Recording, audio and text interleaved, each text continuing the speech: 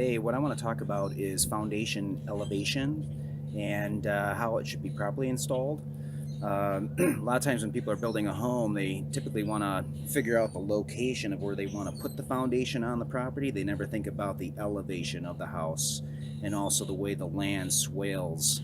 In today's construction, they focus on that from the construction standpoint, but if you go back into the 1950s and farther back, they really didn't focus on that too much when it comes to foundation and elevation. So I'm at a house that's been built in the 40s, and it's going to be a really good example about your foundation in contact at the sill plate area where the foundation is at the top of the wall, the sill plate, and the rim joists. So behind me on this house, I'm going to bring you close up here.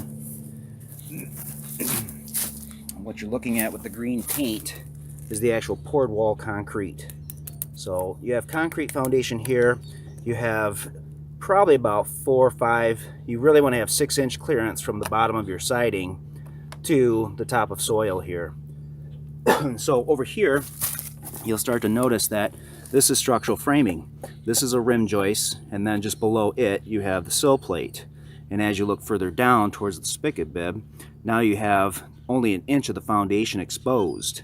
And as you look even further down towards the window well, you'll start to see the actual structural members to the basement. So here you have cinder block foundation. This is your sill plate, which is like a 2x6 or a 2x8. And then you actually have your rim joist, which is, to me, looks like probably like a 2x10. But as you can see, the soil here under this deck is higher than the actual foundation elevation. And so right here behind these leaves, you're going to see another good example. So now, being in the northern regions, such as Michigan here, our snow can get pretty high. And as it starts to melt, it can find its way right into the top of the foundation wall here. Improper elevation of foundation.